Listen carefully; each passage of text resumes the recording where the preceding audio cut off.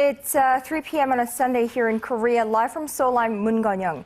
It's been more than 100 hours of more than 4 days since a nearly 7,000-ton Sewol-ho ferry sank into waters with more than 470 people on board.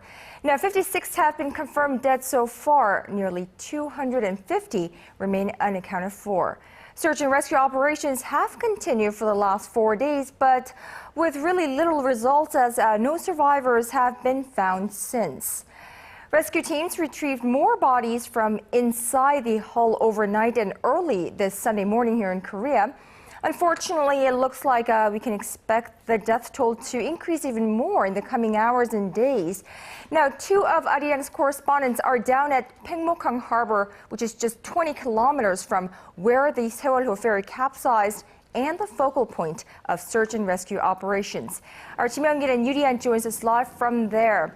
There must be an increasing number of bodies being retrieved. We are seeing the death toll rise by the hour, but no change in the number of survivors. By the hour, the latest number we got here has been at 56. As the bodies are coming in, the rescue team here are trying to identify them, but we haven't got much information on that. The latest that we got was a male body has been found at around 11:50 a.m. local time. He is believed to be in his early 20s, but no more details on that yet. Now, ever since last night, when the rescue personnel were able to break into the windows of the vessel for the first time, dozens of bodies have been recovered. Now, the DNA samples are being taken from the bodies here at the harbor to identify the bodies, and they are also being moved to the hospitals after that.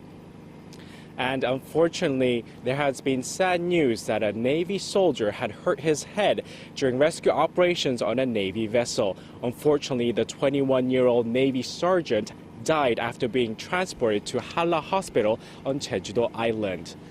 On Sunday night, another 2 underwater drones will be coming at the Paengmok-hang harbor with 2 U.S. technical experts to lend support to the ongoing rescue operations.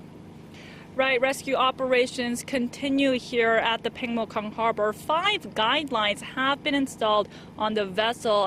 With the new secured routes, divers are able to get into the vessels more quickly. And also, the emergency headquarters here has announced that over 560 divers, along with 204 vessels and 34 aircrafts, are being dispatched to the site of the accident for the rescue and search operations. Now, the weather is pretty looking clear down here. There's not much wind. The tides have been pretty calm, just going as high as 1 meter. So the conditions here are really helping out with the rescue operations. As Leah mentioned, the weather conditions, we had expected weather conditions to get cloudier in the afternoon. But as you can see, the weather conditions are good. So we're expecting that the rescue operations to continue promptly in the coming hours. Conn-young?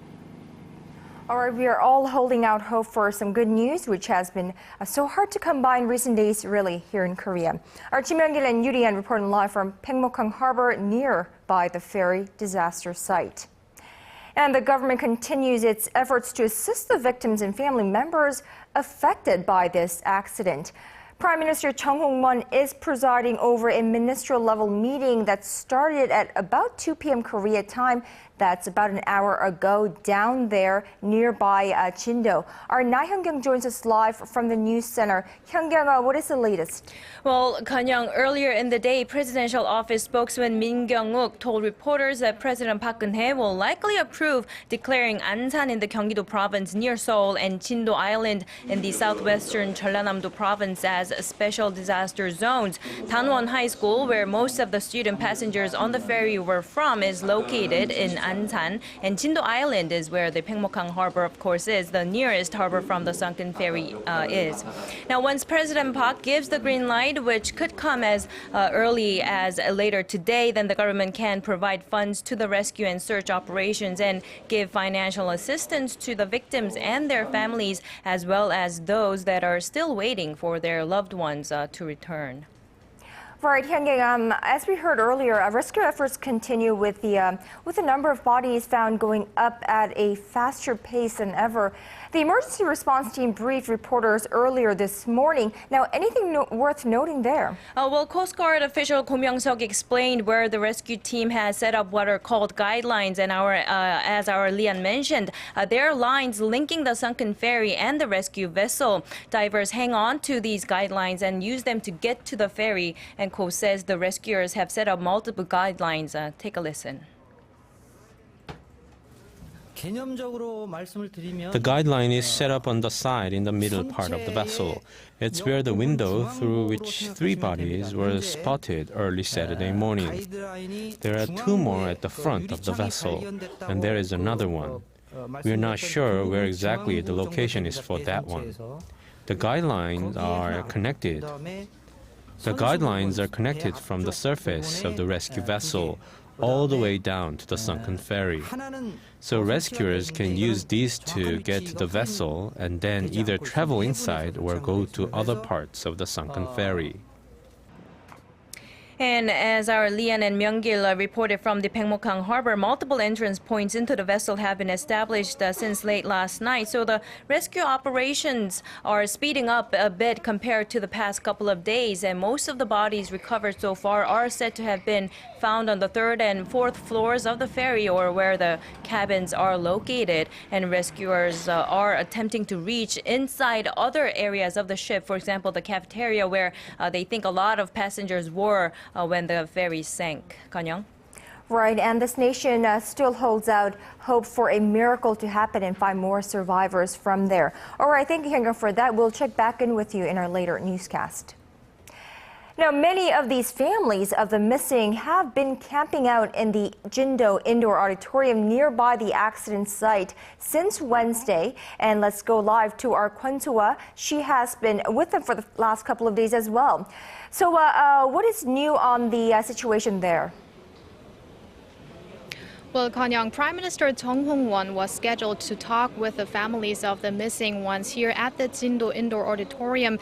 But since he is currently at a meeting with related ministers, as Hyun-gyung earlier said, that talk with the families here has been delayed. But he will make appearance later in the day. It is expected that he will. Now, overnight, families and friends of the people on board the Sewol-ho ferry went out into the streets in anger directed at the government, shouting that they would go to the presidential office of Cheongwade to air their grievances, but they were held back by police from leaving. Now, Prime Minister Chung came to the site a bit before 3 a.m. to control the situation, but found himself in a row with the families, which lasted for around 3 hours. Right, so I can just imagine it's been an unbearably long wait for these families and friends and relatives of those missing. Some of them have been camping out in the auditorium for 5 days now. Now, how are they all holding up?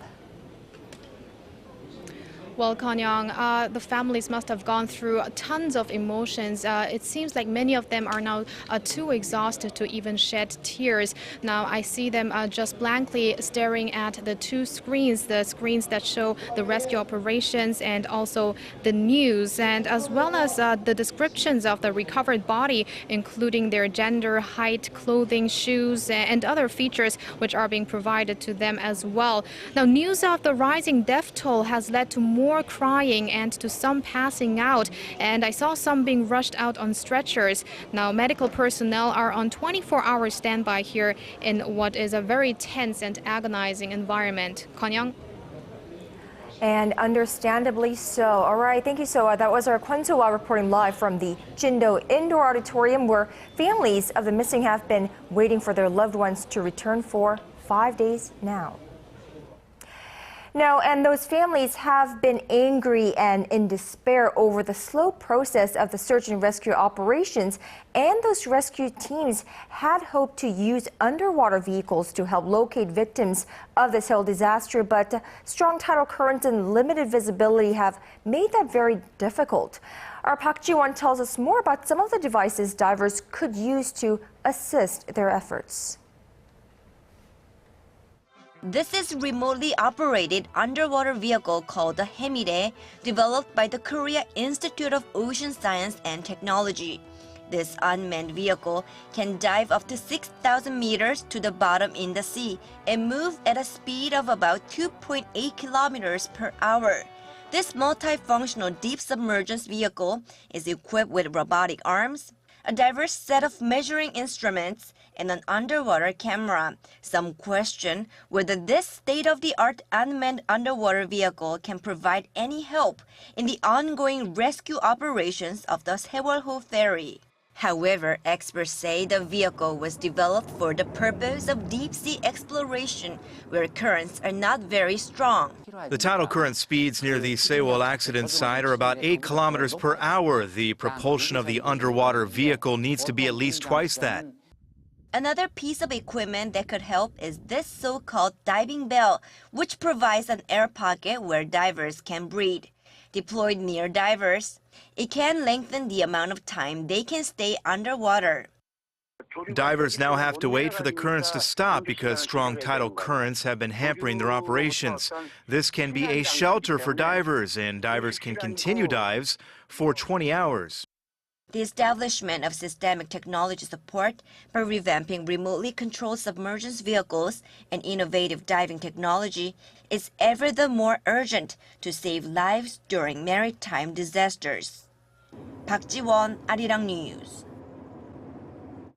While the rescue process in Jindo is as busy as ever, so are the hospitals in the area. And one of the hospitals is Paengmok-hang Hospital, where Arirang's Lee Seung-jae is standing by. Seung-jae, give us the latest from the hospital. Now, Conn-young, not a lot of updates so far here at the Paengmok-hang Hospital. Now, although the officials here at the hospitals did state that the 10 bodies that were earlier recovered today were to arrive here in the hospital, we've been waiting, yet none of the bodies have arrived just yet, as the family members are also waiting for the news of their loved ones. Now, other hospitals such as the Chungang Hospital, it seems like some of the bodies that did arrive, the doctors have been identifying the bodies, and of course those that have been identified have been transferred, and some of whom students from the Tanwon High School. Seung-jae, tell us about the current conditions of the survivors at Paengmok-hang Hospital. Now, just like I mentioned before, Conn-young, the reporters were briefed about the current situation and the status of the survivors so far, and it seems like the PTS for the survivors are a lot more serious than we initially thought. Now, the doctors say that all of the survivors are going through some kind of PTS, with roughly half of them currently taking medication, which is a sign that it is quite serious. Now, there's also a father of a missing student who suffered a stroke because of the stress, and there are those who are suffering from either amnesia or depression as well. So very, very serious for the survivors at this moment. And that is all the updates I have so far here at the Paengmok-hang Hospital. I'll update you guys more. Back to you, Conn-young. All right, thank you, Seung-jae, for that. That was Arirang's Lee Seung-jae reporting live from Paengmok-hang Hospital. Now, speaking of which, the post-traumatic stress has been a serious concern among the survivors of the ferry capsize, and that has come to the highlight for this society. Now, let's go live via Skype to Dr. Conn-young, a medical doctor at Samsung Medical Center, for some help and the conditions that they must be going through and what can be done as a treatment. Now, Dr. Chan, thank you so much for joining us.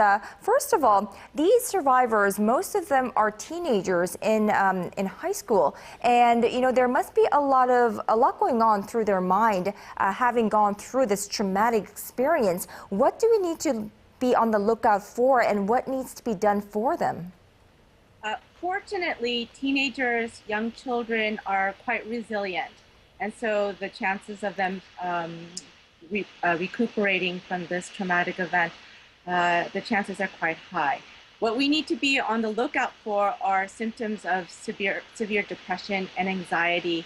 Sometimes post-traumatic stress can be accompanied by extreme feelings of guilt and also suicidal thoughts. And so if the family or people around these students notice any of these symptoms, this should be treated as a medical emergency. The students require counseling and treatment, even with medications if needed.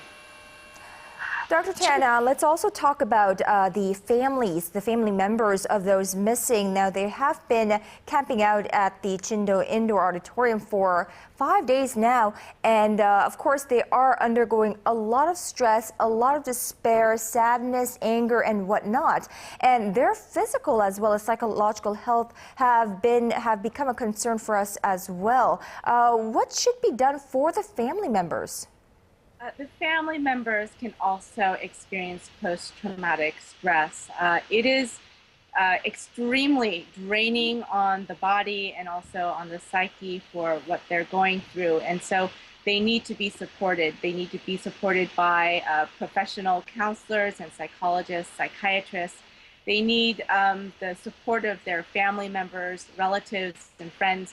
People need to be very receptive, patient, and listening, and allowing these family members to grieve and express their emotions. That's probably the most important thing, is to let them ventilate and express what's going on in their minds, because if they keep it in, that can really become a huge problem for them. Right, so it's better to let them cry out if they would like to than keep it in. Now, let's talk about the general public here in Korea. We as a nation, we are going through a huge accident, a tragedy here as a nation. And you know, all day long for the past 5 days, all the local media has been showing are the developments of this accident. And some of the general public say they're very depressed. They feel for these victims as well as survivors and families. What should the general public do in order to, I suppose, move on to the next step? I think a couple things need to be done. First of all, they should limit the amount of time that they're exposed to the news and this sort of continuous, exposure to this traumatic situation. They should be engaged in their normal life as much as possible. But in order for true healing to occur in the general public, I think 3 things need to happen. First, we need to see closure. We need to make sure that all the victims and the missing are accounted for. We need to make sure that there are answers. Why did this happen and how did this happen, and that the people who are responsible have been brought to justice. But also, I think all of these emotions of sadness, despair, grief, and rage need to be channeled into something positive, so that we know that these victims did not die in vain, and that these energies can be used to make Korea a safer place by making, say, legislation to make public safety a higher priority in all spheres of society. All right, definitely. So hopefully this will make us stronger as Koreans and as the nation. Thank you, Dr. Conn-young, a medical doctor at Samsung Medical Center, for speaking with us today. We now turn to our Connie Kim. She is standing by at Korea University Ansan Hospital, where the most number of the high school students injured in the accident are being treated. Now, some of the deceased have also arrived there. Connie, the atmosphere must be incredibly heart-wrenching there. Right, Conn-young. I'm standing in front of the funeral hall of Korea University Ansan Hospital. Now, none of the deceased has been released to their families, but earlier in the day, 6 bodies have returned to their families in other hospitals and funeral halls in Ansan region. Now, this is the first time that any Tanon High School student has returned to their families. Now, remember that more than 320 students from that school were on board the ill-fated ferry. Now, inside the funeral hall, I saw some friends of the deceased crying out their friends' names. We're not sure how many of the bodies recovered today will be transported here, but we'll keep you updated throughout the day. I heard that there was a press briefing held by Gyeonggi Provincial Office of Education. Give us some details, Connie. Right, there was a press briefing held at Ansan Olympic Museum earlier in the day by the Education Office, and they confirmed that 23 Tanon High School students and 4 teachers have been confirmed dead. Now, 19 of them are still here in this Ansan region, where 4 of them are still back in the Jindo Island. Now, a joint investigation headquarters office is set up in cooperation with Ansan City, headed by Gyeonggi Governor Kim Moon-soo, so they can coordinate. The task force team has deployed helicopters, personnel, ambulances, and equipment to speed up the remaining rescue operations at Jindo Island. It plans to set up an emergency task force team on the island to help provide support for the families who are waiting in agony for news. Now back to you, Conn-young. All right, thank you, Connie, for that. That was Arirang News' Connie Kim reporting live from Korea University Ansan Hospital, just nearby the high school, Danwon High School, where 300 plus students were on board this ferry.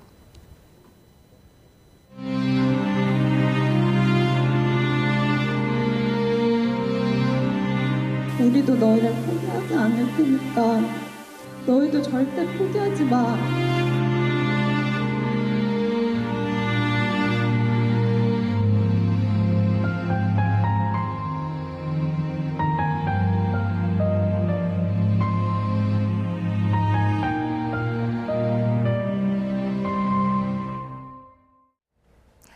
The nation is united to share, if not all, the grief of the families who are desperate for more information about their missing loved ones. Some 5,000 volunteers from more than 240 private and religious groups are at the site with the family members, offering necessities and encouragement. Our Kim Ji-yeon has this story. As days pass by, families who long for their loved ones are growing wary. In times of crisis like these, a warm meal and a helping hand are a great help.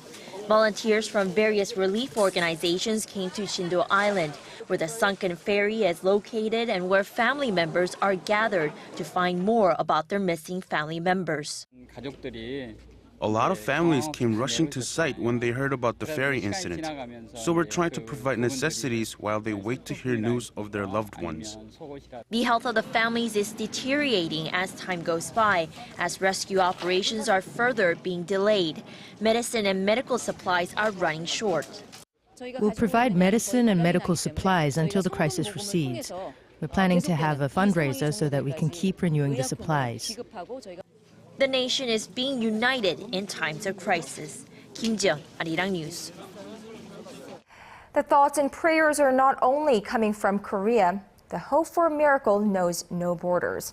Messages of support are pouring in from all around the world. Our Hwang Sung-hee has this report.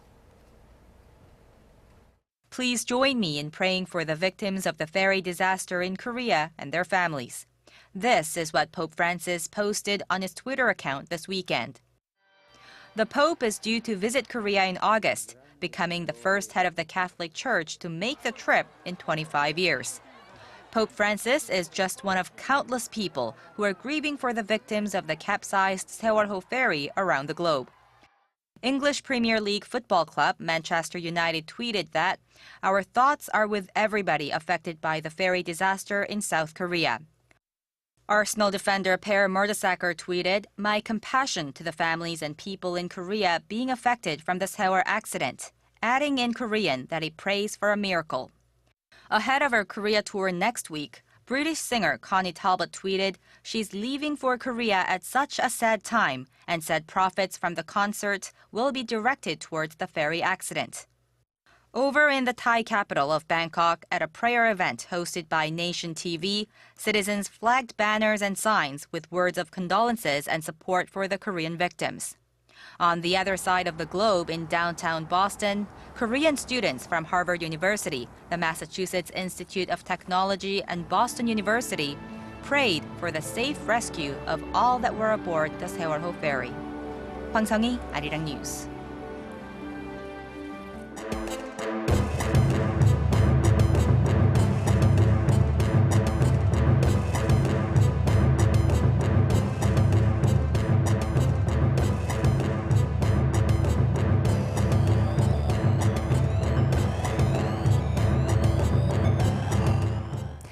Now, the weather has been playing a big factor in the progress or lack thereof in search and rescue efforts down in Korea's southwestern coast. So we have been paying a close attention. Let's go over to our Michelle Park for details. Michelle, what is the weather looking like? Well, the weather has finally taken a turn for the better now. It's currently cloudy in Chindo, and the coming of the tides are at the heights of 2.6 meters, but they will diminish even more throughout the day. Now, also the fog has cleared up with visibility at 13 kilometers, making it easier for the rescue maneuver underwater. Now, the times of the slow tides came quite early today. Two have already passed, and one more is expected today at 5:55 p.m. local time, which will last only about an hour or so. Now, the current temperature of the water in Chindo is at 11.6 degrees with wind blowing at 7 to 11 meters per second, and the height of the wave at 0.5 to 1.5 meters, which is considered calm and will help the efforts of the rescue. Now, that's it for now. I'm Michelle Park, and back to you, Conn-young. Thanks, Michelle, for that. And that's all from me at this hour. Our special coverage on the nation's search and rescue efforts for survivors in Korea's ferry disaster continues right here on Arirang. Do join me again at the top of the hour.